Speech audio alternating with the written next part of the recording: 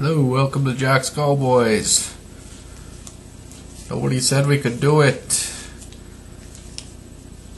They said we had no chance. But Dallas went down there steaming from a quiet locker room with not a word said before the game. Everybody was psyched up and came out there steaming hot, the Cowboys did.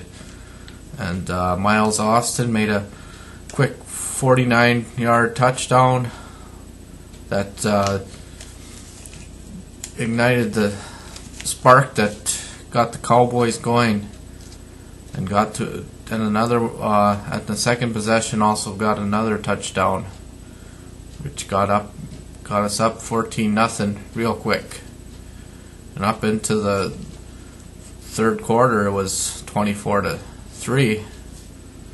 So, and Tony Romo had another fine game, another 300-yard game, and he's playing his best football in his entire career these past 4 or 5 games, where he has no interceptions and hasn't been fumbling the ball. And for everybody who was complaining about Romo,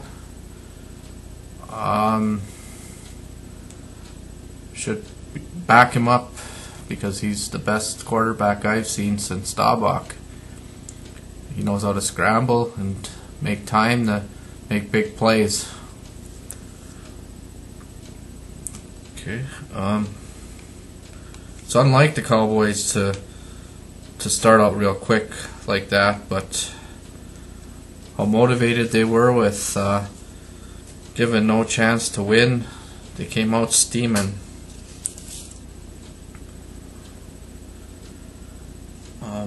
Until the fourth quarter, when the Saints' high-power offense came back with 2 touchdowns, but the attacking Dallas defense, led by Demarcus Ware and 2 sacks and a critical forced fumble right at the end of the game on a drive that could have brought the Saints back into the game, recovered by Ratliff. Seen Demarcus Ware after the game, and he wished everybody a Merry Christmas and a Happy New Year, and I thought that was pretty cool. Standing in his full uniform at the press conference. That's the first time I ever seen anybody, any player after the game press conference wearing their full uniform.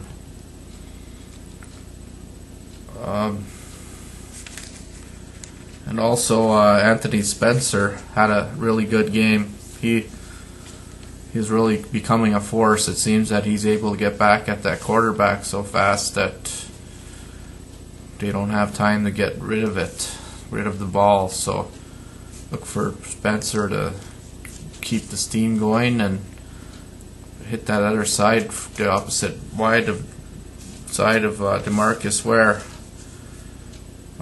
There's also the issue of Roy Williams dropping 2 passes in this game. He's been dropping them all year, and starting to look a little bit like T.O. out there. With that happening, there was a critical play that he could have got a first down, but he dropped it. It might have been a defender came up underneath and ripped it apart from him, but you gotta, just like that Green Bay game, you gotta hold on to the ball and not let him strip it from you, like that Woodson did. That was a game-changing play where he caught that back then and had it stripped. So Wade Phillips kept him on the bench for that last drive after he'd missed that catch, and said put Ogletree and Sam Hurd on the field, and he said that Ogletree and Hurd earned more opportunities and deserved to play. And they caught all 3 passes thrown their way, including a pass to Ogletree that was caught tiptoed on the sidelines that I couldn't even believe he caught it, but he did. So you could also talk about Phillips, John Phillips. He's a very sure-handed receiver, and even though he's a rookie, Martellus Bennett coming back next week for the next game. Sounded like, well, Martellus was getting a little scared there, seeing that John Phillips is making all these critical catches. He's kind of looking like Witten out there, and I've seen many times where Bennett's kind of misses some of the passes that he should catch, and I think this Phillips was able to get open, and he might actually be a better choice than Bennett from what I've seen in these past couple games. And I'm rooting him on because people have been complaining all year about Bennett's receiving, that they expected him to do more. And if Phillips is doing the job, you have to put him out on the field also more. We had Dion Anderson was sick this week, the fullback. So he's going to be back though. He had some kind of flu or pneumonia, but he's better now, so he should be back for the next game against the Redskins. And there was Nick Folk lost his kicking job this week after a 24-yard miss that would have put the Saints away. He missed a total of 10 times this year, which is unlike him, a Pro Bowl NFL kicker that's only been in the league for 2 years. But after missing that so many, that Cowboys, we feel that we can't trust him anymore, especially going into a critical playoff run here.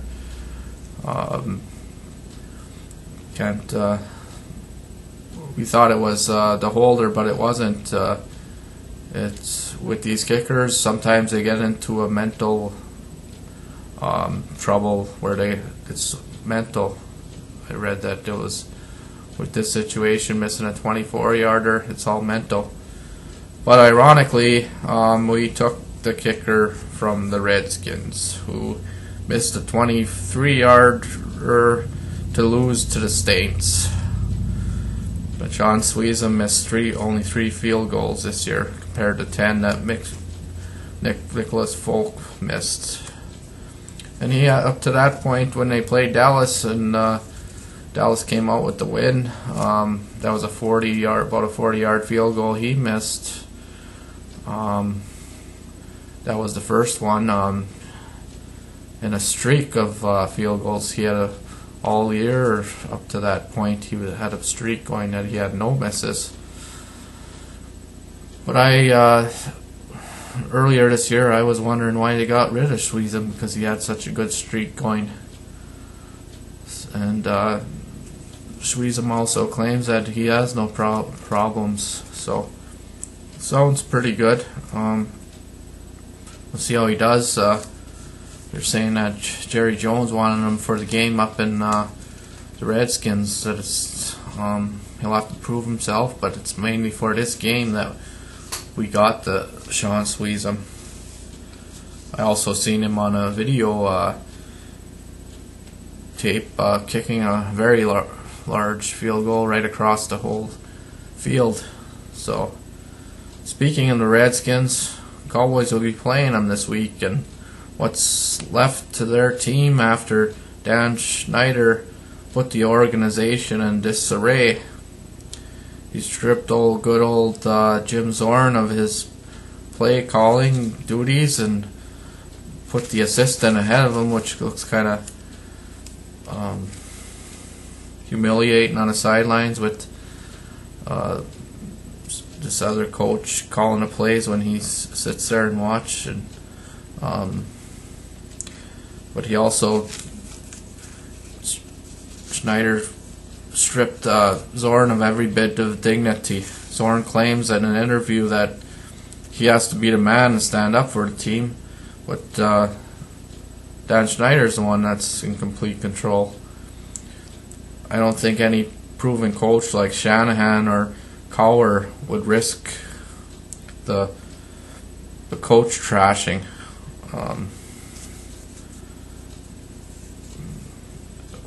If things crumble like they always do in Washington.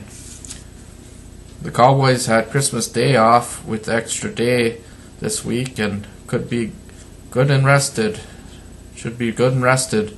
Light up touchdowns at FedEx Field or whatever they call the field over in Washington now.